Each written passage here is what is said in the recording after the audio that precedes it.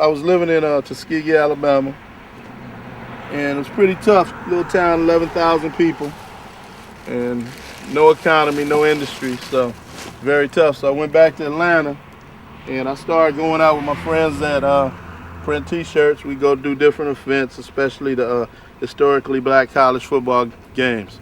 So when that season ended around the end of last year, was right around the time that Oprah and Obama traveled to South Carolina, and I was very amazed to see that, you know, like 37,000 people filled the stadium, and people were in line 2 or 3 hours before waiting. But as time went on, you know, just hearing him speak and his message, it resonated so strongly. And the man, you know, is a man of character, sincerity, and he's speaking to the issues of change that is needed right now at this particular time, you know.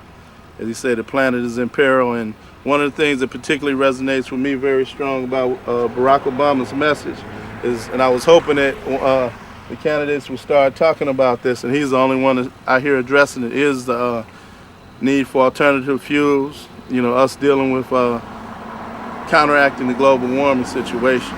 That's something that resonates very strongly with me. Because if you do not have a planet, you will not have any politics. Remember that. You know, no planet, no politics.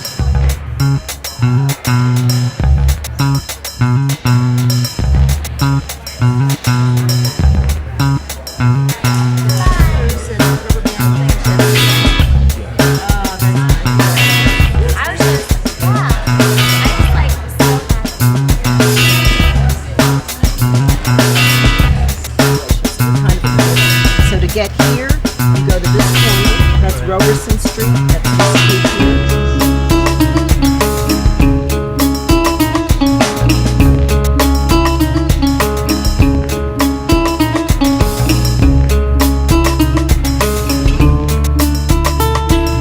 Good, I'm trying to get people out to vote for Obama. Oh, that's who I would vote for, but I'm not registered. Not registered? Nah. Oh, man. Listen, you have to register between now and the general election. Do that for me, because the general election's in November. Yeah, I just got out from being incarcerated. Don't know what I got to go through yet. Right. Yeah. Right. Let me. I know there is some. I know there are some ways you can still go back to be re-registered. Yeah. But it's a process that you have to go through. I think I have to be out a year. What's that? Is that okay? I think I have to be out a year. They told me. Okay. Yeah. Okay. But check back in, like, because probably in the next couple months you're going to start hearing register to vote. You know, all this. Obama's going to be big here trying to register people to vote. So follow up, because they'll know all the details. They'll tell you, is it 6 months, is it a year, how long do you have to wait? I'll do that. All right? All right, man, good luck. I'll keep pushing.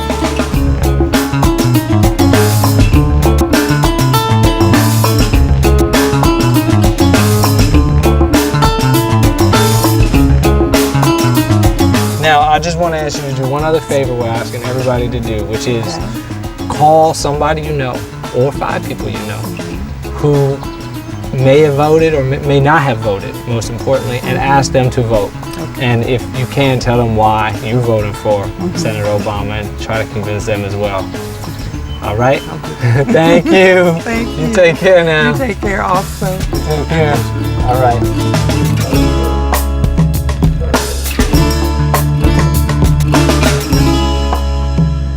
Hello. Hi, is Miss Jones home?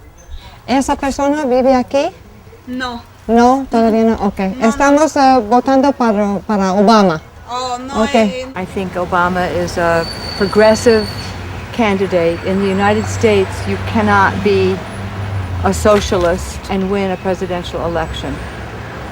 But I'm supporting him because there's a groundswell. Now, on the left, what is our job? Our job is to mobilize people to keep up pressure for our positions on Obama. So, you know, what I've told my friends, because there's been a lot of discussion about this on the left, and some people say, well, he doesn't have the, well, not he, but we don't have the existing organizational structures in place already to put pressure on him. So, for example, we don't have the militant union movement anymore that put pressure on Roosevelt and Truman to make progressive changes. We don't have the civil rights movement that we had in the 60s to put pressure on Kennedy and Johnson. But what we do have that's different now is we have people mobilized in much smaller organizations, but really much more widespread in campuses and cities all over the country that are issue-oriented organizations. So we have environmental groups, well-organized, well-structured, good ideas, good publicity, good staff, good outreach. We have healthcare, universal healthcare, single-payer healthcare organizations. We have union and labor people mobilized. There's in every education, you know, in every kind of issue that you might think about, there are already organizations that people can hook up with. So I say, pick your issue and hook up with one of these groups and keep putting the pressure on, because the election is just, you know, it's just an election.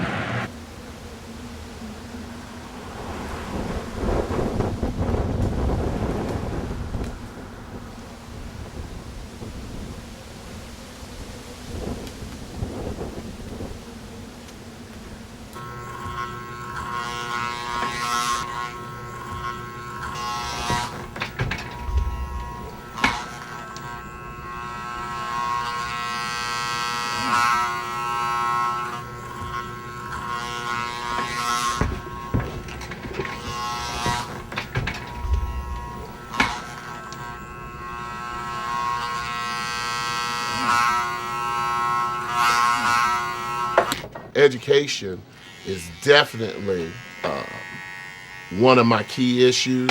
I would say the two things that Hillary Clinton and Obama have both tried to stress is education.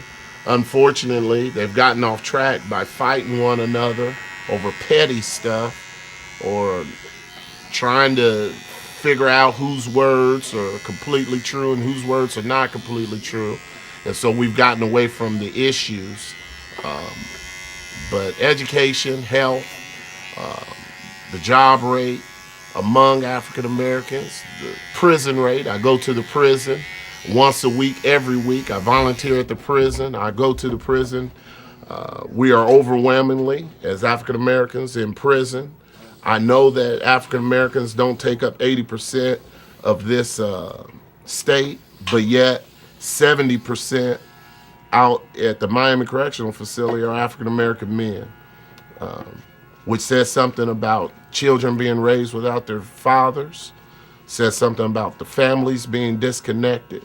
I didn't grow up with a father in my household, but certainly I had people down the street, other women, other men that looked out for me. That is no longer the case nowadays. I have kids that live over here as well. I don't even know if I want my kids to be talking to or disciplined by somebody way down the street, because you just never know what's going on down the street. So these are issues that are so important, and I know sometimes they become greater than a political process, because you always wonder, how can an Obama, a Hillary, or John McCain change these things? They absolutely cannot. These things have to come from the heart of people. We have to care more. I think that by voting is just one level of showing that we care. But ultimately, we've got to really show our community and show one another that we care about one another. And that's going to come from individuals. Until we do it as individuals, it'll never happen. Go out and vote, but ultimately, love your neighbor. That's what Jesus said. And until we start loving our neighbors, then the problems that we have in our community will always be there, regardless of what Washington does or regardless of how we vote. And I've preached enough today.